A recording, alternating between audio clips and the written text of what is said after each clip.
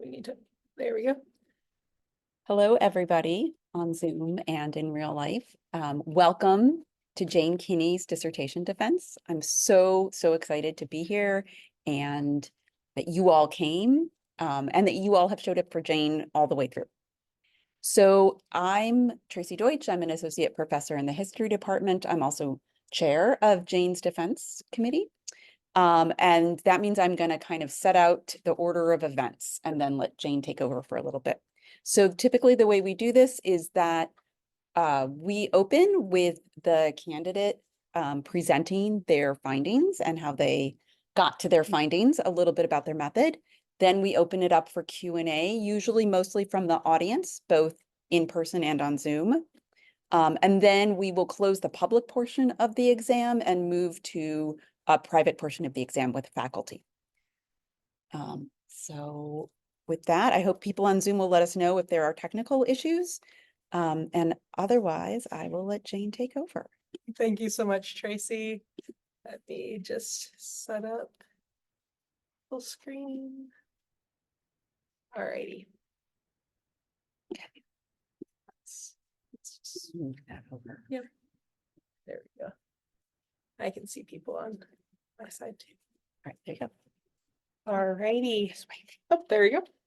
You're good. Hello, everyone, and thank you so much for coming to my dissertation defense. This is for my dissertation, which is titled The Heart of the Nation, The Roles of Women's Leadership Networks in Mandan and Hidatsa Resistance and Resilience. And I'm realizing we do not have the screen in the room, but it'll be fine. I can show you guys later. Yeah, if you could, I think that's all on this thing. So today we're just brief outline of what I'm going to be going on. First of all, a quick thank you to everyone. Then we'll talk about how I arrived at my project, my methods of building relationships as I built my research, the interdisciplinary methods that I used in this dissertation. We'll explore the chapters of my dissertation briefly, and then, like Tracy said, open for comments.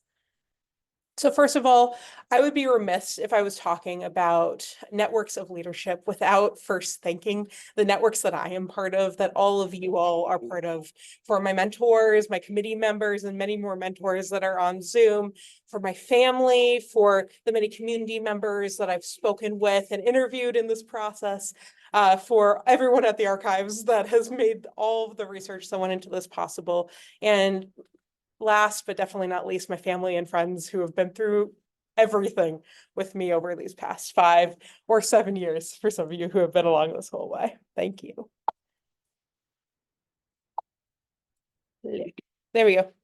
So arriving at my project is probably not a huge surprise to people who have known me for longer than grad school, that I would be working on Native American Indigenous studies work. For those of you who cannot see because it's not on the screen, the top photo on the slide is my sister and me when I am 2 years old, sitting in a bull boat at Fort Union Trading Post National Park. I'm German, Russian, and Estonian, Slovakian, and English, growing up in North Dakota. My parents made sure that I knew about Indigenous history, about the dynamic Indigenous people on whose lands I lived and who I lived in a relationship with.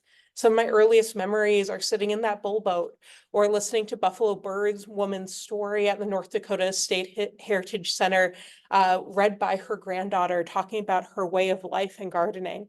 I grew up in a relationship with the Lakota communities of the Lower Brule and the Rosebud Lakota in Winter, South Dakota, listening to my dad's interviews with leaders about their lives experiences, especially around religion and generational trauma, and also survivance and resilience.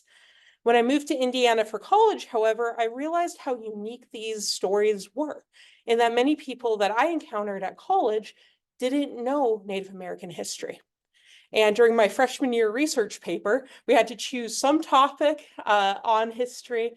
And I started to think about women that I knew who I might want to talk about. And I thought of a woman named Jackie Hull Bearstail. Jackie was the mom of my friend Walter Bearstail. We went to middle school and high school together in North Dakota. Jackie was a leader in everything she did. She's a Mandan Hidatsa woman who worked at United Tribes Technical College, advocating for students, always being there for all of us in her kids' classes, stepping up to teach us about her family history, and always supporting Indigenous and non-Indigenous students in everything she did. She inspired that first research paper and continues to inspire this project today, although she's no longer with us. And not only did she inspire this first project, but she was my first point of contact for this research. Because when I was doing that original research paper so long ago, I noticed there are silences in the literature of Mandan and Hidatsa history. First of all, though early in the 20th century, a lot of interviews were conducted, sometimes with Mandan and Hidatsa women, there weren't a lot of stories about those women themselves. Ethnographers asked questions about their grandmothers and life before the 1837 smallpox epidemic that drastically changed their way of life.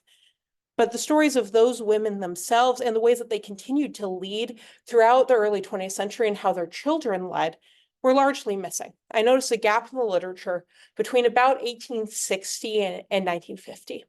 So I decided to think about how did leadership continue and change and adapt during that era. I also noticed a large focus on leadership in the literature, focused on male leadership, political leadership, but not as much focus on leadership when it came to farming, constructing earth lodges, caring for families and homes, and spiritual practices. This was considered women's realms and women's work, but not seen as dynamic leadership. And I wondered why. Because I knew women who led in those realms every single day. And then I noticed, with a few exceptions, that very few works of history actually engaged with the ongoing leadership of Mandan and Hidatsa people. And when they were acknowledged, it was almost a surprise that they were still around. This narrative of disappearance that was first written about in the 1830s continued in a lot of literature today. So I decided to step into those gaps and start to talk about how women have led historically, continue to lead through the 20th century, put in conversation with the ways that women like Jackie continue to lead today. So some tasks, already talked about that big one, but also I wanted to look at the ways that resistance and resilience are at play, that women not only continue, but that they are actively engaged in the process of pushing back against authorities, the US government, the Congregational Church, and others that would try to suppress their culture and their existence, but also the ways that women adapted and changed their cultural systems to these new technological, methodological, and different cultural systems they encountered. So I want to look at that whole system and to highlight that adaptation of culture has always existed and will always continue to exist as an important part of this process. And there are also limitations in my work. I'll be upfront. This is a history primarily of Mandan and Hidatsa women. They are part of the Mandan, Hidatsa, and Sanish Nation, living in community as 3 nations on 1 reservation. Although I do highlight a couple Sanish women in this work, I personally have fewer connections to Sanish people, and they have a unique history shaped by their migration northward, ending in Fort Berthold Reservation. And their history is dynamic and has a different linguistic base, different cultural base, that I hope that the methods outlined in this paper could be used in studies of Sanish history, but that's not the history that I'm doing for this narrow dissertation project.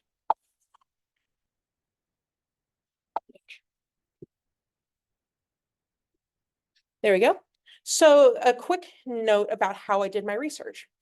Knowing that I'm coming in as a white settler scholar and also one that is deeply invested in North Dakota as a region being my homelands as well, I wanted to make sure that I was doing this right. So I was concerned about my permissions. First of all, I started with personal permission. I I Facebook messaged Jackie Bearstail back in 2019 and asked, hey, would a history of Mandan and Hidatsa women be useful? Is this something you'd even be interested in? And she enthusiastically responded with a thank you for your interest in Mandan and Hidatsa people. And started to be my first point of contact, talking to her sister, Diane, And then Diane talked to elders in different communities, who then I was able to call on the phone. That started a snowball of connections and interview methods. I also made sure I had tribal permission. I contacted the Tribal Preservation Office, and at the time in 2019, talked to the Tribal Preservation Officer, Pete Coffey, to see if there was any paperwork or any permissions I needed. He said that there wasn't, and seemed enthusiastic about my project, gave me the go-ahead. Also told me to contact the Smithsonian to listen to some wax cylinder recordings and to give his name, because then I'd be sure to be able to listen to them. Unfortunately, due to a broken foot a couple summers ago, I'm yet to go and listen to those recordings, but I'll get there eventually. I also contacted Ruth Plenty Sweetgrass Sheik Hills, at the time the Native American Studies Director at Natua Hidatsa Sanish College, to talk about what other processes I might need to go through in doing this research on reservation. She was enthusiastic about my project as well and suggested I contact the Tribal Council Ed Committee. I emailed them with my paper proposal and everything, and didn't end up hearing back. It was COVID, things were slipping through the cracks. But when I went back to North Dakota in 2021, I was able to meet with several members of Tribal Council, including Corey Spotted Bear, who's the council person from Twin Buttes, who gave me personal permission to do research, and also agreed to be interviewed by me a couple times. I also filed for institutional permission here at University of Minnesota. I filed for an IRB, which is a paperwork and a review board permission to do human research. I received a waiver since oral history research falls outside of the IRB, but I used that paperwork in order to form my own consent forms, which I made sure to give in paper when I interviewed in person, or to go over verbally over the phone or on Zoom, and ensure that people know that they have the right to be interviewed or not, to withdraw their research, their interviews at any time, that they remain in control of their stories. So if anyone wants to edit or change their stories at any time, even to publication, they have the right to remove their stories, edit their stories. In fact, the summer after this dissertation process is done, I'll be returning to North Dakota and giving copies of my dissertation to the people I interviewed, and I'm so excited to hear their feedback. Come on, click. There we go. So my methods on this research were really informed by the people I interacted with. I knew that interviews were going to be a major part of this work. And I approached them not like a set of hard questions that needed direct answers going from the top to the bottom. Instead, I approached these interviews as conversations. We sat down in people's homes, at the church, at the coffee shop, and just visited. I had questions that I'd ask, like, how do you define leadership? What do you see as women's leadership in your community? And we would talk about those questions, but soon we'd be talking about what their granddaughters were doing, or how their mothers continued to be part of sewing circles after the Congregational Church stopped formally hosting them, or about the American Legion Ladies Auxiliary, which I knew nothing about going into this research. But I had a rule: if two people told me something, I'd make sure to continue following that thread and include it in the research, because it was important. That's why the ladies' auxiliaries have actually made their way into this research. I'd also always ask them, who should I talk to next to continue building my own networks of research? And I also asked them if there was anything they would like me to look at in the archives. As a scholar with some research funding and applying for grants, I knew that I would have access to documents that many people don't. I would be going to the National Archives in Kansas City to look at BIA records, or going to the Newberry Library and sitting for weeks going through book collections. And several people told me, look for any info you can on burden baskets, or look for church papers, or look for my grandpa. He's in this photo. I think this photo is here. And being able to email copies of those documents back to my interviewees, or going to be bringing some printout copies back in North Dakota this summer, is a great joy of doing this research. I also, during my interviews, began to change my own topic.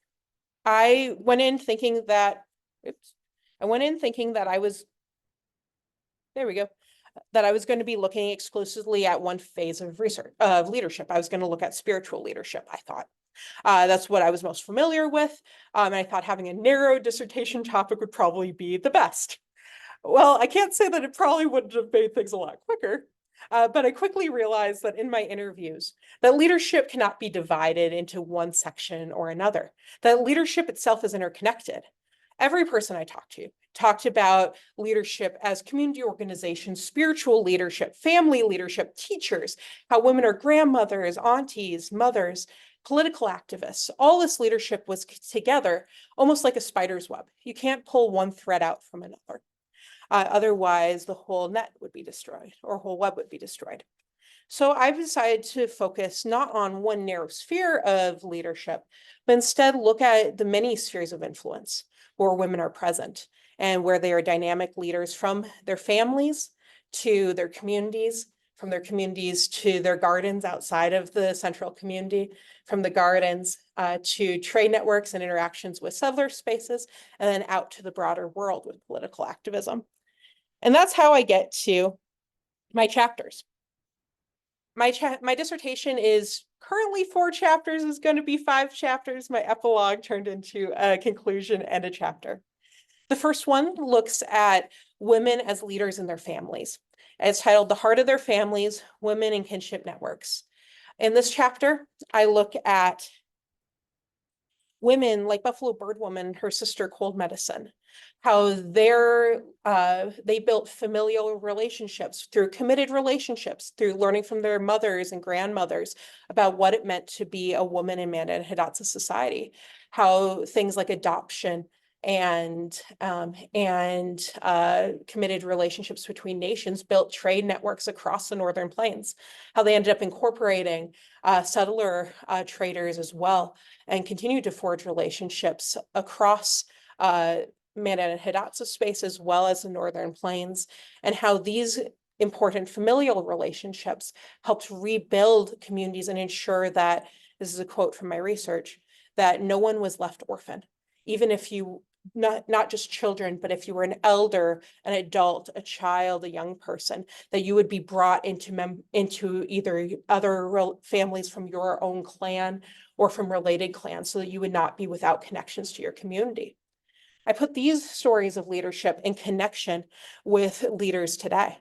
People like Alice Spotted Bear, chairwoman, second chairwoman of the Mandan and Hidatsa, only second female chairperson, I guess. And but not only her work as a political activist, as a political leader, but also as a teacher and as a grandmother to her granddaughter, Barry Rose Hellman, who's a rising leader today. My second chapter takes it from that family sphere and looks at the Earth Lodge, at the homes that women built and the communities that they constructed.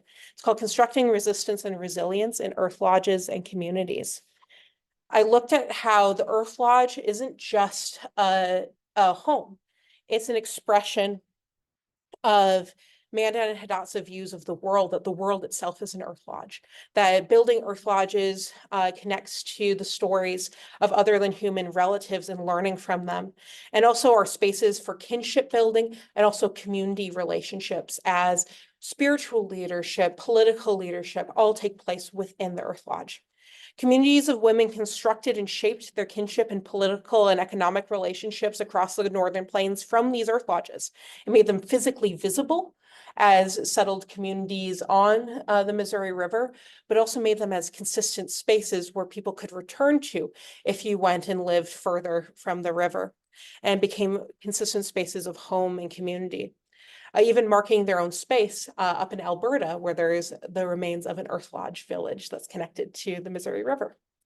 US settler colonial policies targeted these spaces for destruction, physically destroying Earth Lodges and trying to get people to assimilate, quote unquote, into American ideas of homes and cleanliness by building square or rectangular cabins.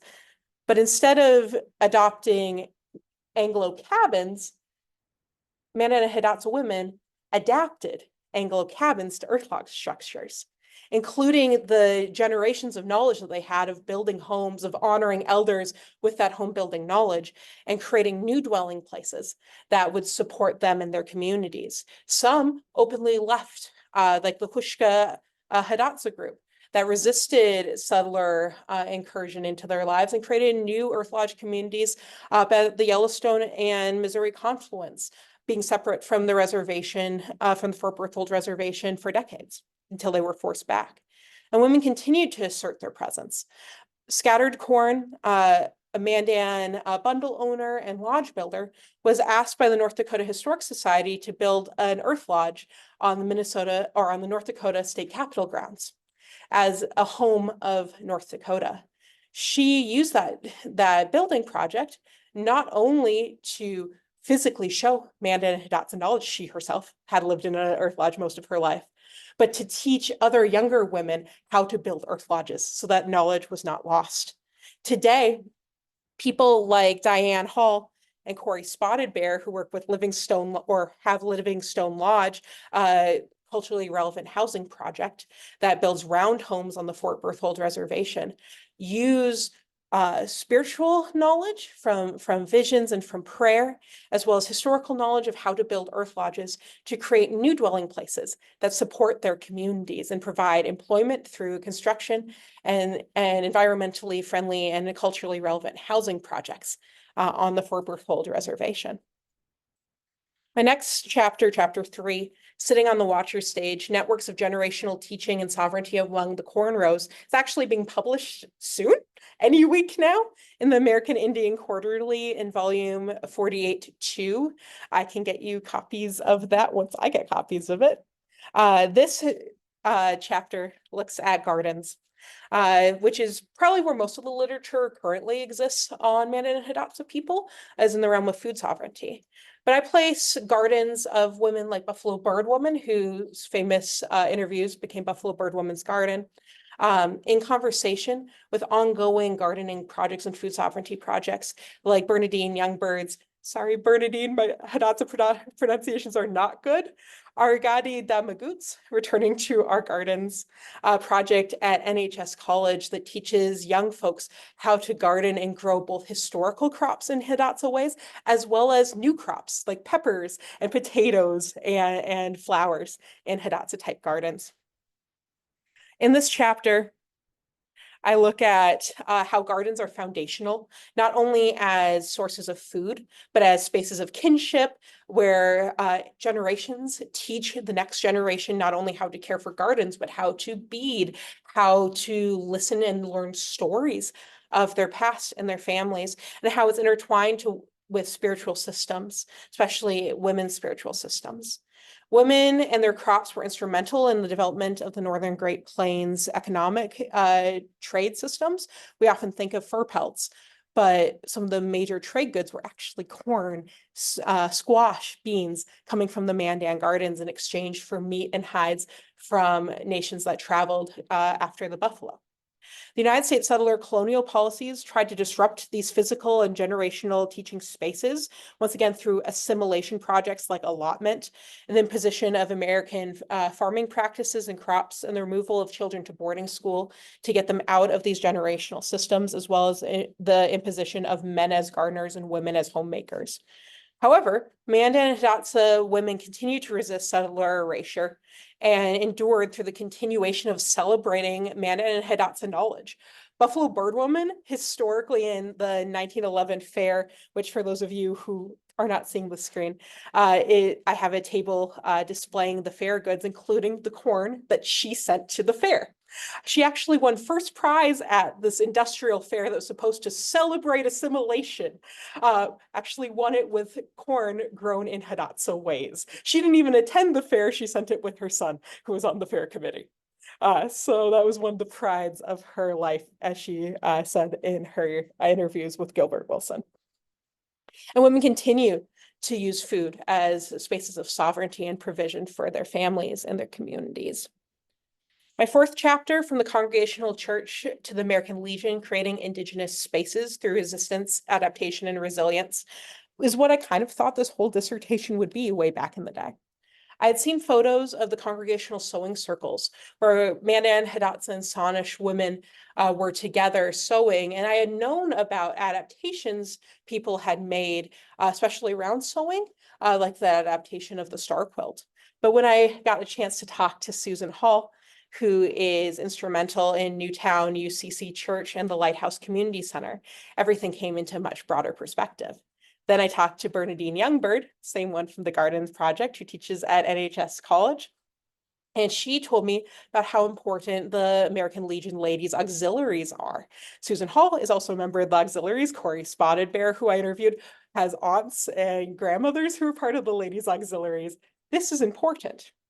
I realized that while missionaries and the US government tried to see Christian conversion as a way of replacing indigenous religion and had placed bans on religion and spiritual practices and had tried to use settler institutions like patriotism, being in the army for men, supporting soldiers as ways to try to funnel people into an idea of white Anglo-Americanism, that wasn't what actually happened.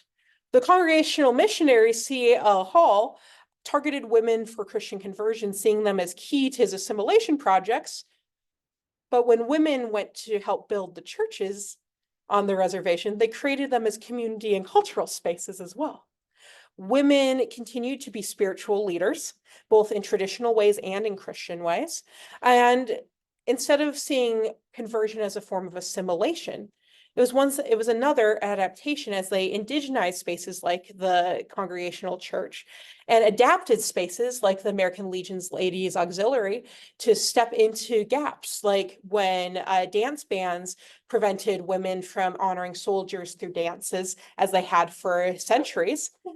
No one could say that the Ladies Auxiliary couldn't honor soldiers when they came home. So many of the dances from the age grade system also became dances of the Ladies Auxiliary. Today, much of the regalia of the Ladies Auxiliary is based on this. They have fancy shawls and they have ribbon skirts that mirror traditions historically and continue to be important in honoring soldiers and that very influential moment that everyone continues to be able to care for people in ways that they have historically and today. Women also in this chapter used employment in settler spaces, like being secretaries at the agency, to be able to know what agency policies were going to be happening, or employment as housekeepers or cleaners at the agency schools in order to continue to care for and advocate for their students in a time when education was being used to attempt to quote unquote assimilate Indigenous folks. My final, what will be a chapter, is currently l'epilogue. I take the leadership of women from the 1920s that I've placed in context with historical leadership of their grandmothers and mothers, looked at their leadership in the 1920s. I look how the systems that they create lead to leadership that continues into the future. Here I look at Garrison Dam and the resistance to the dam in the 1940s and 50s as one point, and then I look at current political leadership of women today here. During the opposition to Garrison Dam, for those of you who don't know, the Pick Sloan project was a major hydroelectric project that would construct dams along the Missouri River to create electricity, to stop flooding. But most, if not all of these dams are on Indigenous land. And they were strategically placed there. The Amanda and Hidatsa and Sanish Nation actually advocated for another dam location that would be up by the confluence that would not flood a major town or the reservation. So the Army Corps of Engineers placed Garrison Dam directly on the reservation and would flood 90% of the agricultural land and pretty much every community on the reservation. It's not uncommon to think about a photo that I'm showing here on the screen, which you all can't see. It's a photo of the signing of the settlement for Garrison Dam. On the left, you see George Gillette, who's tribal chair, weeping. Martin Cross is comforting him. And I have the full picture. You usually see the crop version present, where the white senators are trying to look away and not see him weeping. One thing that's omitted in this image is that women were at that meeting too. Women all along had been part of the opposition to the dam. They had been secretaries and note takers for meetings when lawyers would speak to the tribe, as well as when the agency would hold meetings. They spoke up at reservation listening sessions. They made food for days-long meetings to plan the process of the meetings, and they're acknowledged as important in the notes. One woman went to Washington, D.C. to talk about the importance of this land to agriculture, as well as women's economic and cultural systems but the white senators only asked her about what buffalo berries taste like. And women were present throughout this opposition, and when it was clear that the Corps of Engineers would not stop the dam, they continued to record their stories.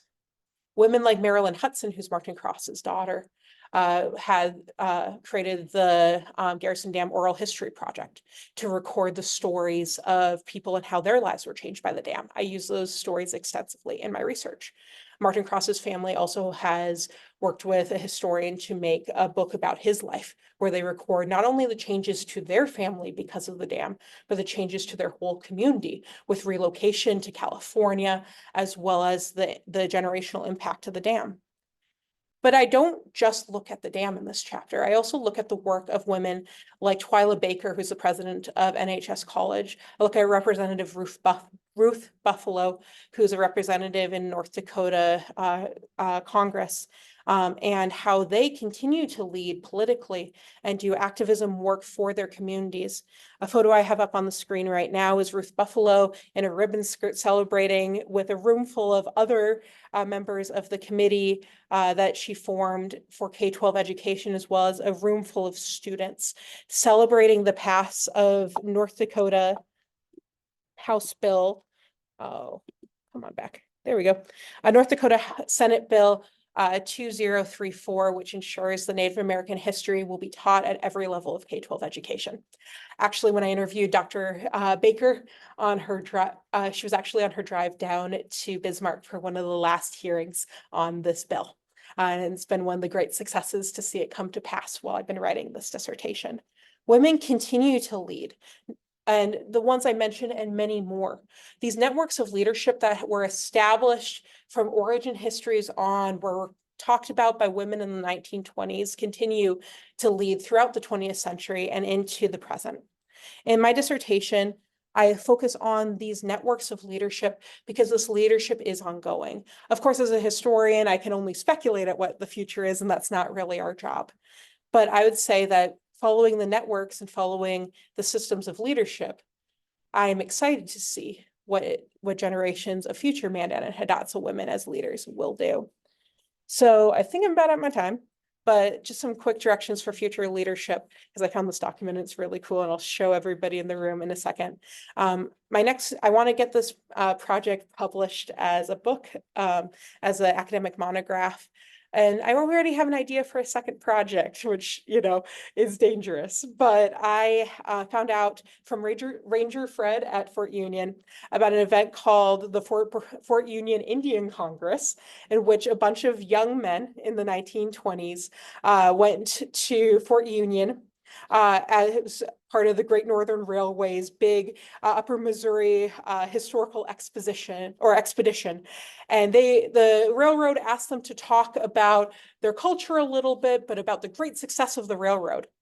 Well, elders in their speeches, which were translated by young men, were not so kind about the violation of treaty rights and how the railroads had taken their land, and they openly advocated for mineral rights and land rights in that meeting.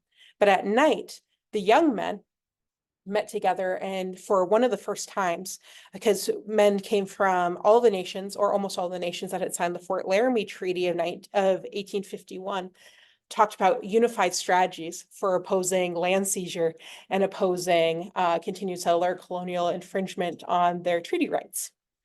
And I want to explore more about this, taking my gendered lens of leadership and my look at networks and extending it to male leadership and networks that extend across the Northern Plains, using this event as my epicenter. And like I'll show you all here, and what you're seeing here on the screen is the actual program from that event that I just found on Etsy. Unfortunately, it's sold, but I got photos from it. So I'm excited to look at that next. With that, that's everything I have, and we will open it to questions from people in the room as well on Zoom. I have my computer up here, so feel free to ask. Yeah. Oh, thanks. So one thing that I was kind of thinking about is that you're doing all this research and all these interviews into these leadership positions, and you happen to do it during the single largest pandemic, like in a while. So I was wondering how much information you got observing how these leadership networks are operating, Mhm. you know, in terms of, you know, like taking care of the community during COVID. Yeah, absolutely. COVID really was on my mind. Obviously, actually, when we here at University of Minnesota were told we had to get back to Minnesota if we were away doing research. I was actually at Diane Hall's house doing our first interview. So I quickly finished that interview that day, tried to seem like nothing was wrong, went to the archive the next day, and then would be back in an archive for a year and a half. A cool thing that I saw of how women continue to lead is how much the public health focus utilize generational care, how prioritizing care for elders was at a top priority, not only in media that was out on Facebook, but also in prioritizing vaccines when they became available for elders, making sure that elders had meals and were looked after even during periods of quarantine. And this continues to be a major thread throughout Mandan and Hidatsa and Sanish history, and continues to be a major that care for elders and the care for children, especially too with making sure people had access to food when schools were shut down, making sure that people had also safe spots to be.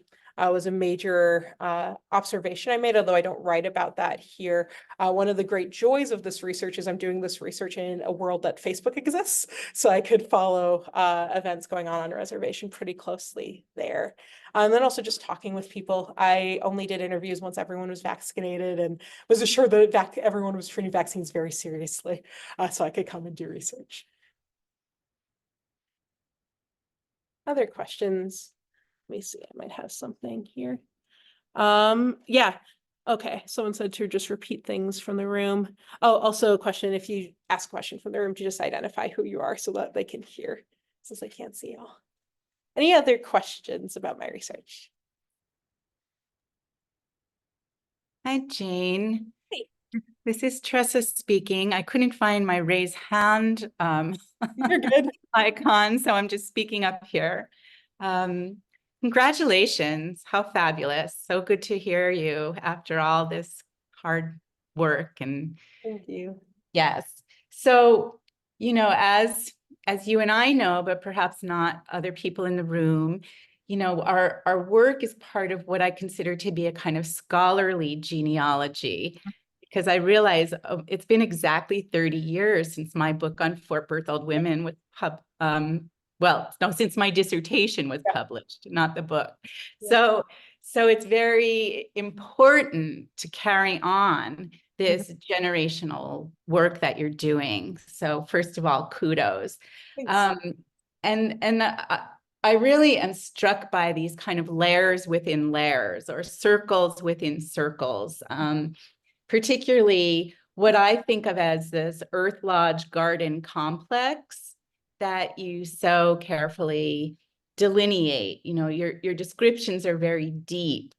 As an anthropologist, my tendency is to want to theorize those descriptions and, you know, have you maybe talk a little bit more about that, rooted in these kinship and clan network identities. But for now, I just want to ask you a little bit about these gendered identities as they have been transformed through the settler colonial process.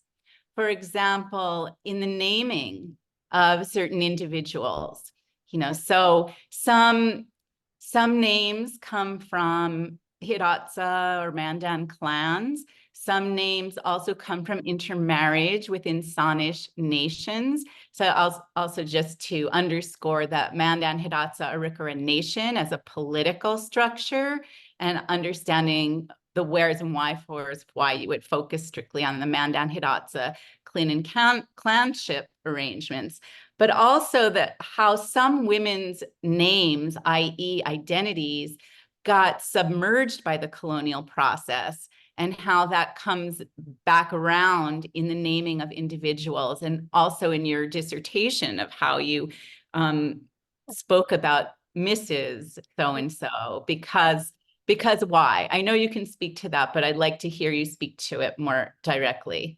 Yeah, I'll start with the last and I'll move backwards. In my dissertation, there are several people that are referred to as Mrs. So-and-so. Mrs. Goodbear is one. I think Mrs. White Duck is another. When I use Mrs. as a title, it's when I have not been able to find a woman's name. They're recorded as Mrs. So-and-so, their husband's name, by Alfred Bowers largely, who conducted interviews in the 1920s and 30s. And then I went back when I was at Kansas City's archives to the agency reports to try to see if I could find those women in census records or in allotment records or in annuities. And there were some women that I just couldn't find their names. I could only find them listed in relationship to their husbands.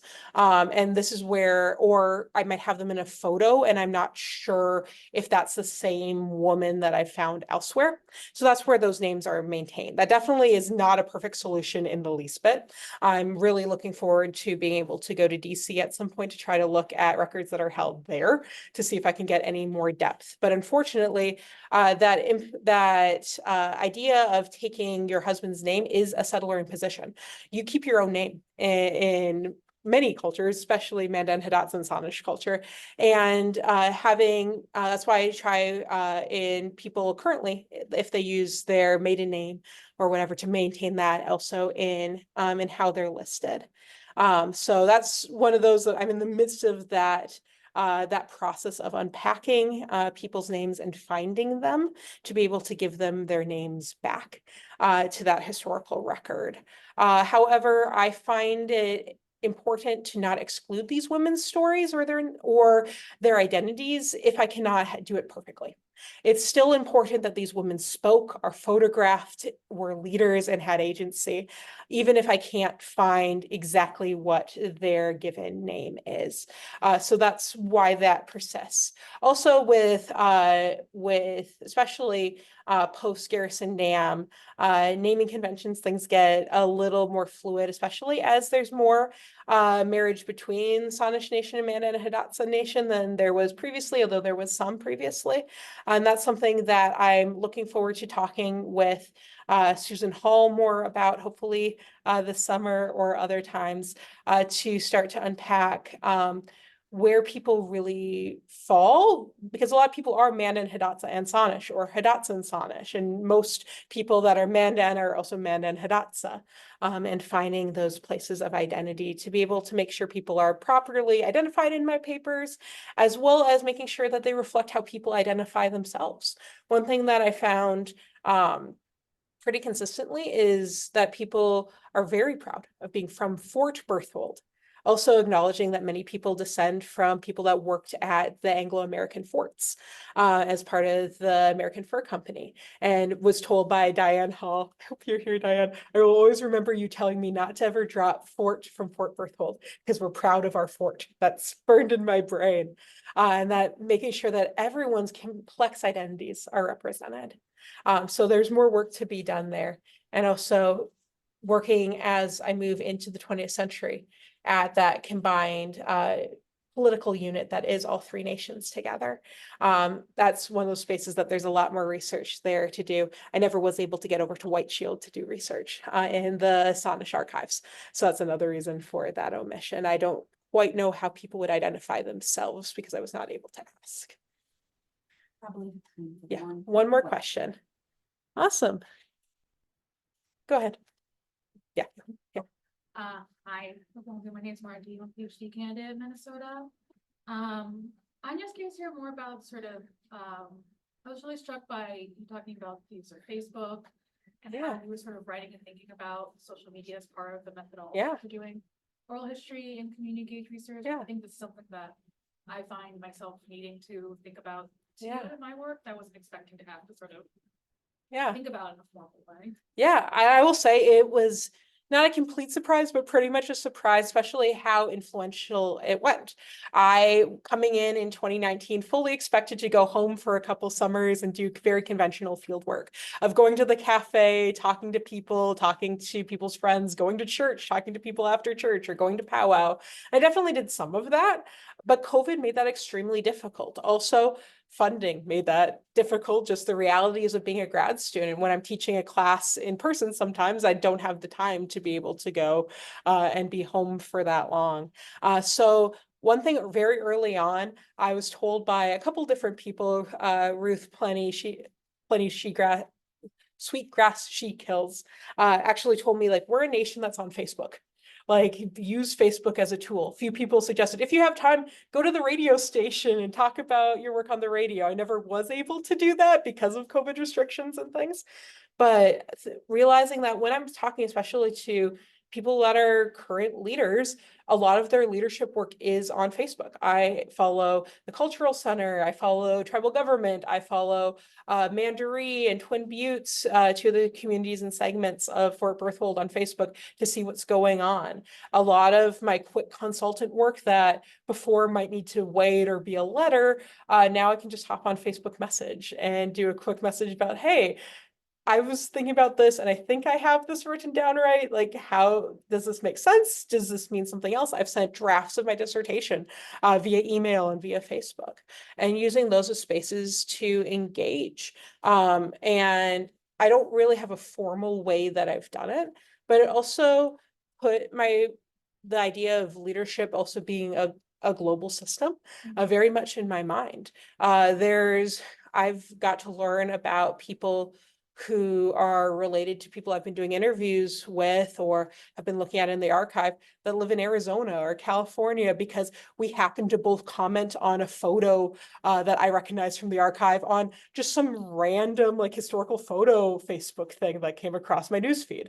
And then here I get more information from a family member that otherwise I wouldn't have had contact with. And it's been really beneficial. It's definitely also something that when in my research journal, because I keep a journal of all my archives trips, all my interviews and things like that, I definitely, when possible, and when I have permission, transcribe or copy and paste really my Facebook Messenger conversation. So I have a record that this is research that I've been doing via social media. That interconnection's been really important, especially in the very changed world that we're working in, that going and doing 2 years in a site is much less feasible, especially for me, even though I'm fully vaccinated and have been since they were available here in Minnesota, I would never forgive myself if an elder or somebody caught COVID, because I brought it from Minnesota and we're far enough separated that just basic variant transmission during much of COVID was very different in North Dakota than it was here. So using Facebook as a tool to bridge that gap has been really cool. I don't know if that answers your question. Great, thank you. Yeah. I think that was our last question that we had time for. Thank you, everybody, for coming to my presentation.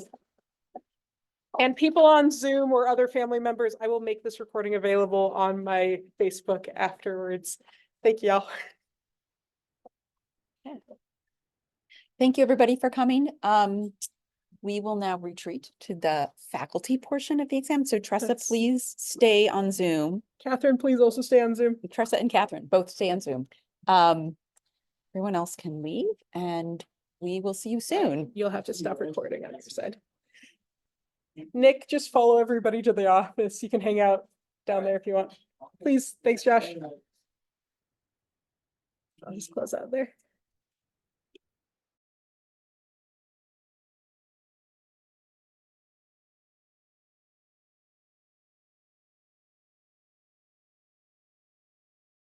Did we stop recording?